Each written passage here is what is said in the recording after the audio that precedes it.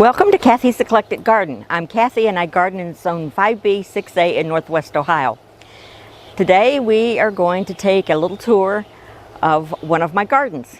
We'll be right back.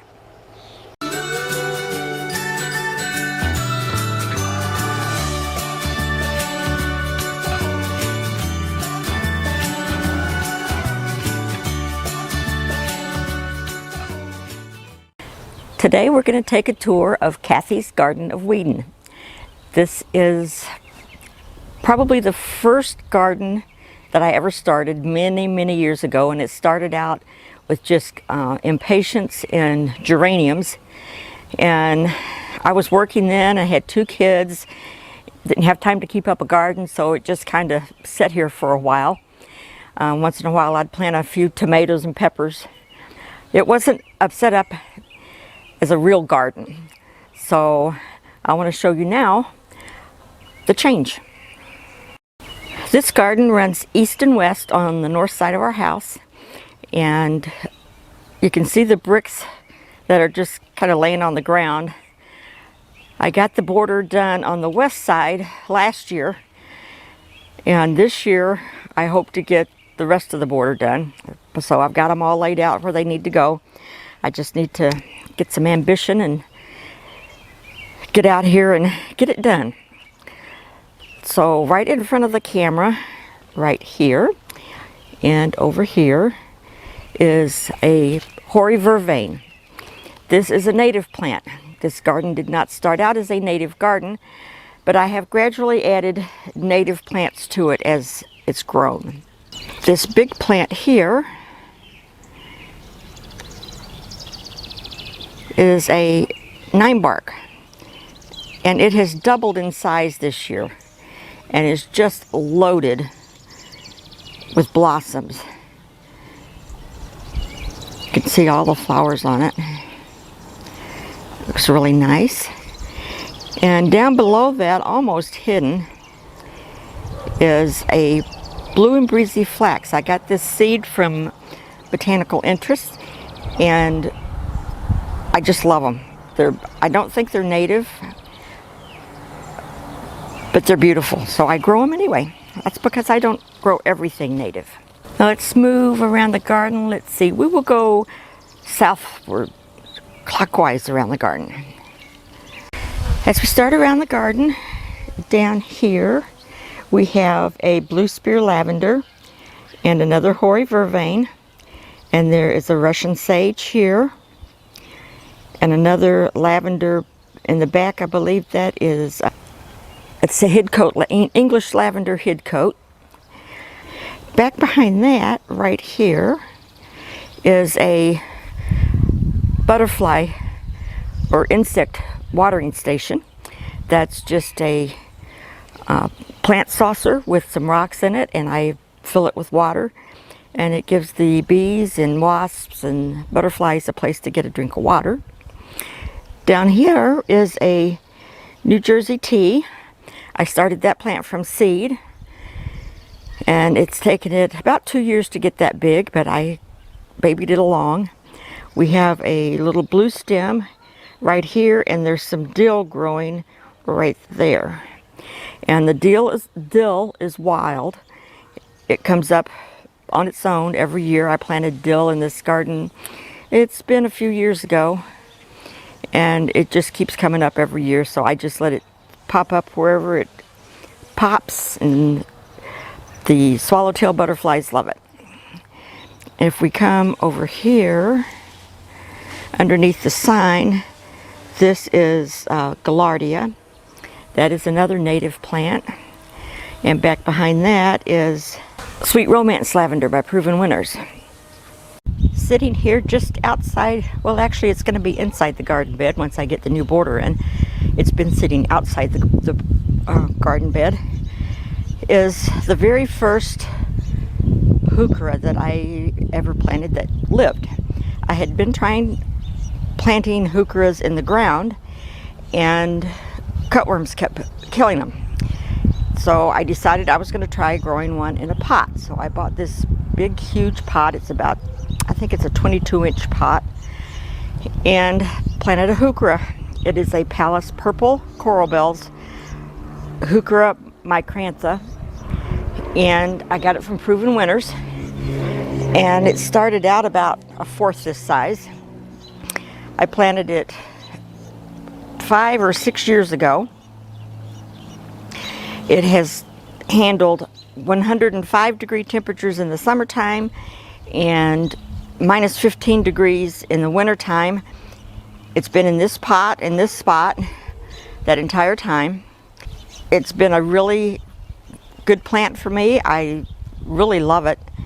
I love the dark colors, and it has little tiny white flowers that come up on spikes in the summertime, and the flowers aren't real showy, but I like them. And this is just an awesome plant in my opinion.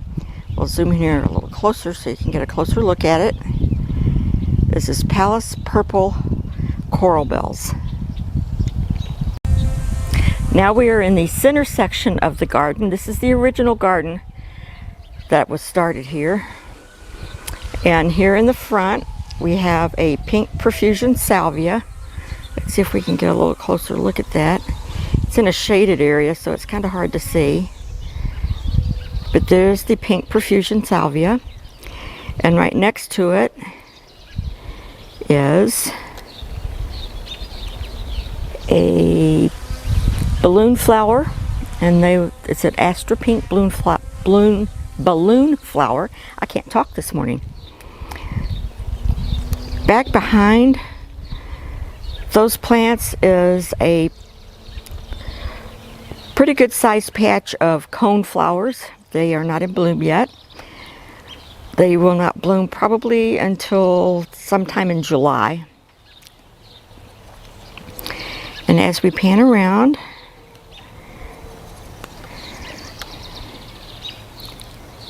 here we have Shasta Daisies. These are one of my favorite flowers. Shasta Daisies are not native. I should have mentioned the cone flowers are native.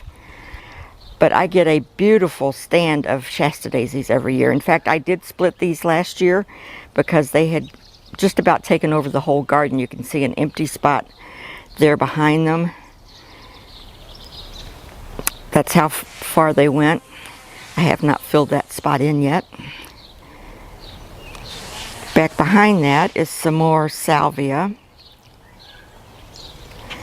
That is, I believe that is Blue Queen salvia. And right next to it is a Pink Queen salvia.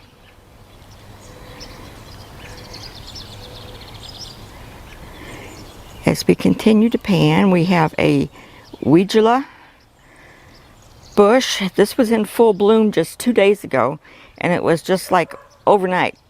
The blooms all dried up and started to fall off. I think probably my videographer has a picture of that when it was in full bloom, and he will put that up on the screen. Now we are on the west end of the garden. This was the first extension to this garden. I have in this area, I have a New Jersey tea. This is one that was in another area of my garden, and it was getting crowded out by other plants and wasn't getting enough sun. So I moved it here to this garden that is a native. And back behind it, in front of that log, is a butterfly bush. It is a non-invasive butterfly bush. It's a Pugster Blue, I believe. Right next to that is Pearly Everlasting. That is a host plant for swallowtail butterflies.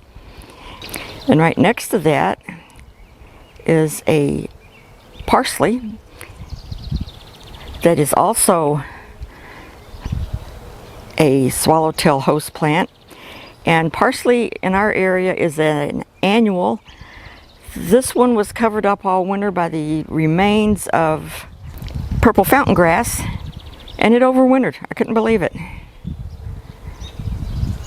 So it's getting ready to flower. I don't use this particular parsley for cooking purposes. This is strictly for the butterflies. I've got another parsley that I use for cooking. And here at the bottom of this obelisk is purple hyacinth bean.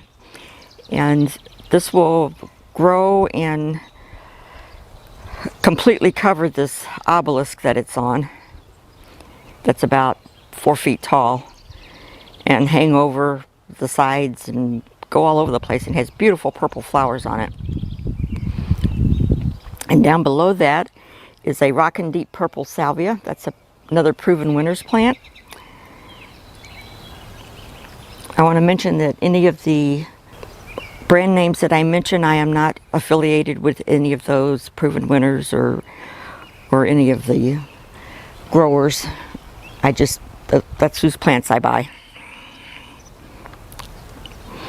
And here on the extreme west end of this garden is the purple fountain grass. Now, I don't know if this is a bad year for purple fountain grass or what the deal is, but I've had a heck of a time getting this stuff to grow. I think it's finally starting to look better, but it was rough there at the beginning.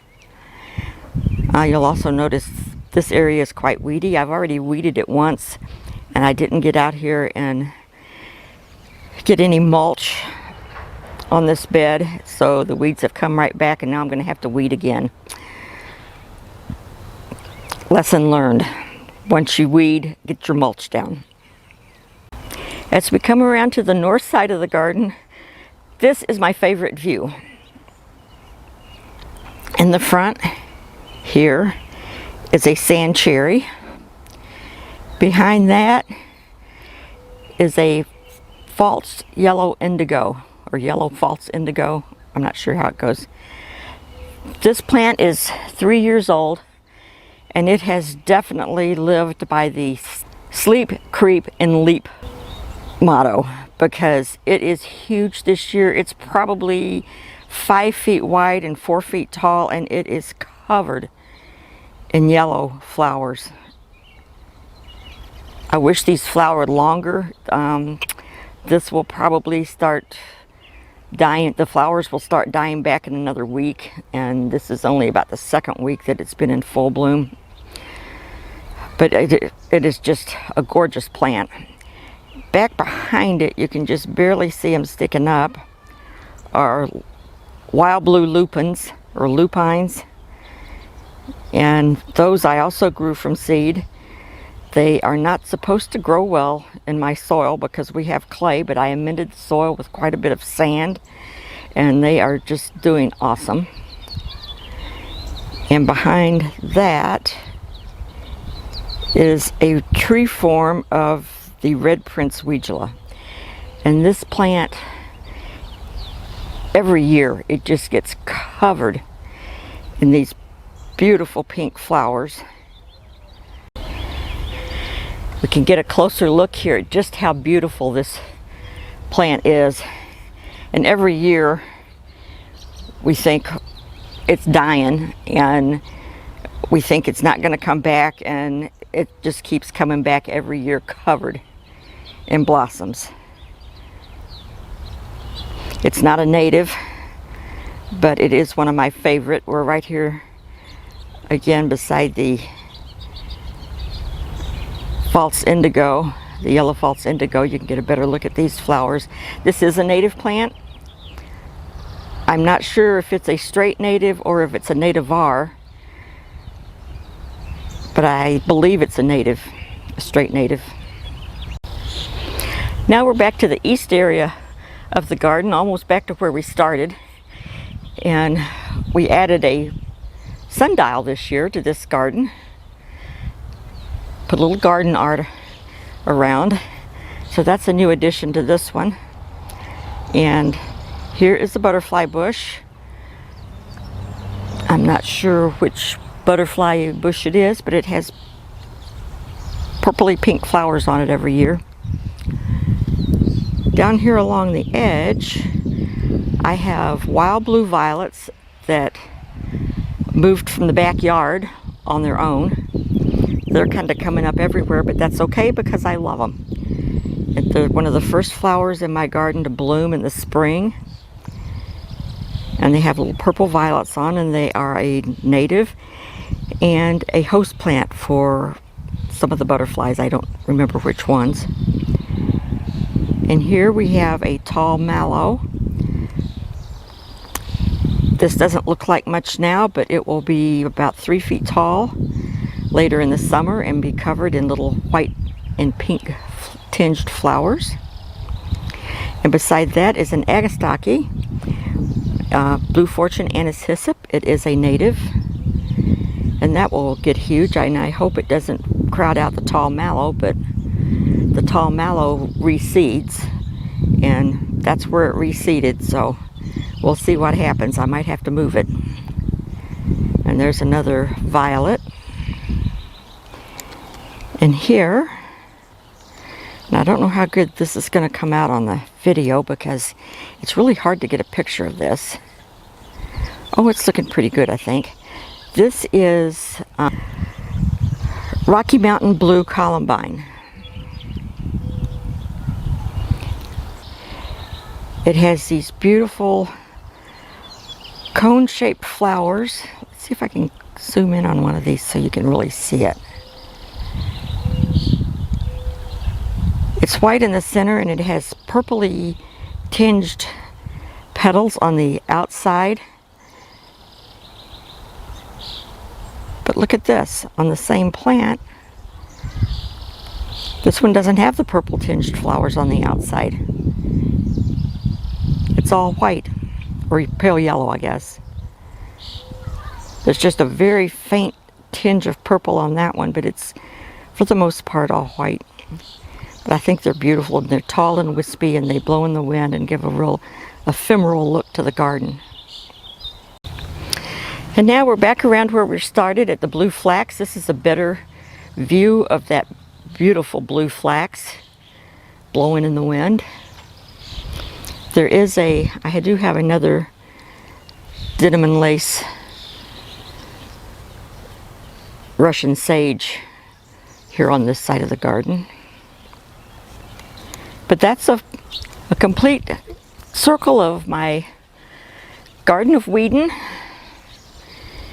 And you can see why it's been called that, because it does get its share of weeds. So thank you for watching. I hope you enjoyed seeing what my garden is doing in early June as some of my other gardens start to bloom. We'll be doing tours of those. Thanks for watching. We'll see you next time. Goodbye.